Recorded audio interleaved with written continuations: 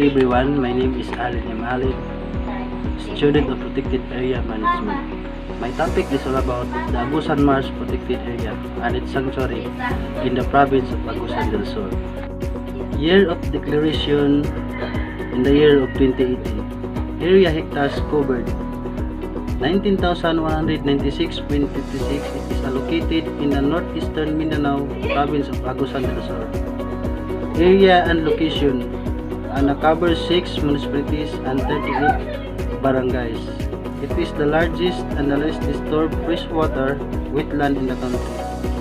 The marsh plays an important ecological role in Caraga region and has complex network of marshes, rivers, lakes, and ponds. Freshwater wetland with a complex network of lakes, rivers, marsh, and ponds. 16 of the vascular plant species are endemic to the Philippines and the 11 are considered treatment.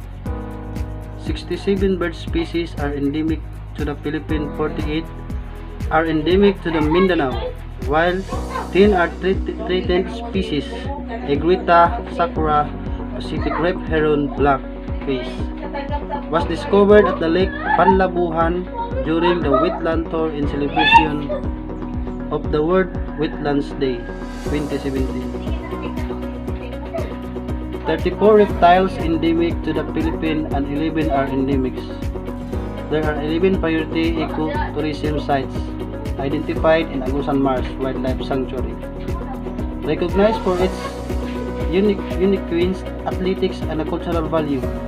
These sites are Kaimpugan Pitlan Lake, Kasangawan Talakugon Lake, Lake Panlabuhan, Lake Himbang, Lake Binuni, Lake Escaso and Balitos Lake, Tugno Lake, Mambaguon Lake, Mihaba and Lake Tikson and Lake Kilubidan. 7 developmental clusters out of the 7 sitters were identified to be developed and be part of stored destination package.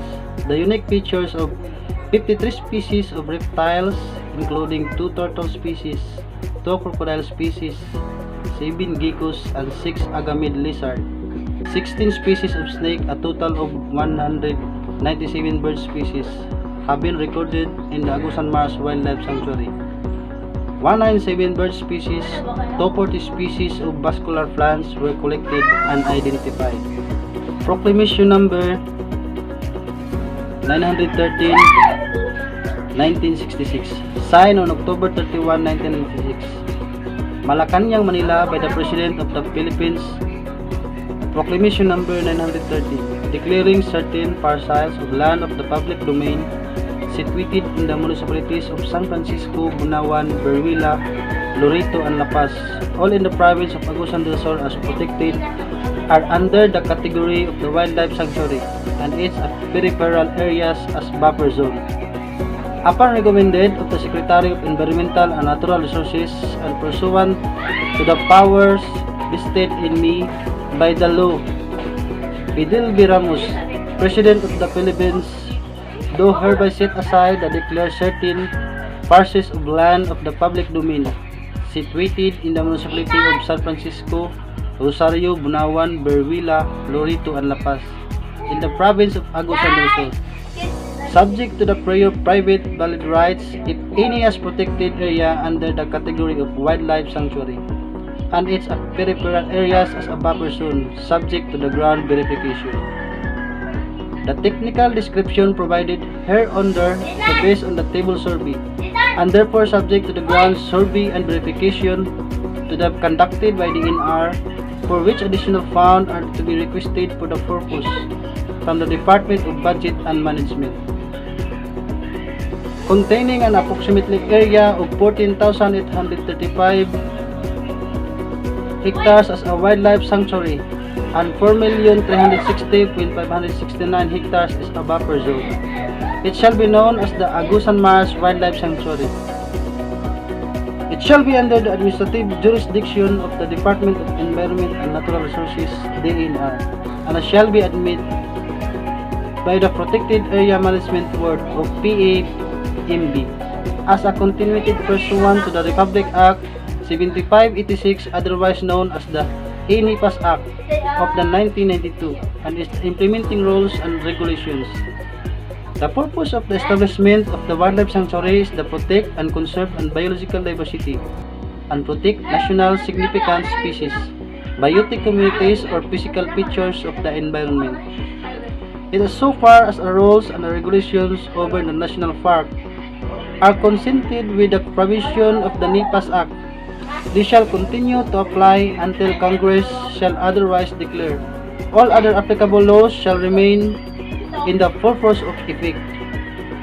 The DNR shall prioritize the implementation of the General Management Planning Strategy or GMPS, boundary relocation and appointment of the protected area staff in the area covered. A person qualifying for tenured migrant status of the effectively of the NIPAS Act shall be eligible to become steward of the portion of the land within the appropriate management zone of the protected area and from which he may derive subsistence. Shall perform such a power and the duties as specified in the NIPAS Act. All decisions made pursuant to this rule and regulation shall have the force and effect of the act of the final PAMB under the NIPAS Act. And witness wherefore I have hereunto set my hand and cause of the seal of the Republic of the Philippines to be affixed. Objectives of the Agusan Mars. The main objectives of the Agusan Mars Development Alliance is to sustain the integrated area development and management within the Mars through the technical assistance of the Development Academy of the Philippines. The Agusan Mars Environmental Management Plan was formulated in 2001. Flora and fauna of Agusan Mars. The fauna of Agusan Mars consists of bird species, reptiles, and mammals. A total of 102 bird species were identified, of which 16 are endemic to the Philippines. The most notable of the reptiles are the two species of crocodiles, Crocodylus porosus, and the endemic Crocodylus mindonensis. Partner agencies. DNR PLDT Smart Partner for the Wetlands in Agusan Mars Wildlife Sanctuary. Assistant Secretary for the Climate Change and Co-Current Biodiversity Management Bureau (BMB). Director Ricardo B. Calderon emphasized during the virtual President Conference that while wetlands are not popular to the public, this type of wetland is very important because they are like sponge or foam that absorb and hold large amount of the water, which may ecosystems really and a hidden sudden release of water that cause flooding. The PMA Director also cited of the Kaimpugan wetland, which serve as the carbon stock that can hold up to 22.9 million tons of carbon, hence with a voluntary carbon market of $7 per ton. Around $160 million can be gained from the carbon offsetting mechanism. The virtual press conference held on November 6 is being facilitated by the PLDT Incorporated and Smart Communication, and it is still a part of the DNR and PLDT Smart Partnership Conservation Program for the Agusan Mars Wildlife Sanctuary, wherein the Kaimpugan wetland serve as the pilot conservation site under the program. The DNR will be providing technical service to the Bantay Danau Conservation Group volunteers, while PLDT Smart will be equipping the volunteers with the digital and the communication tools such as radio device, mobile phones, and drone equipment to support of their enforcement activities.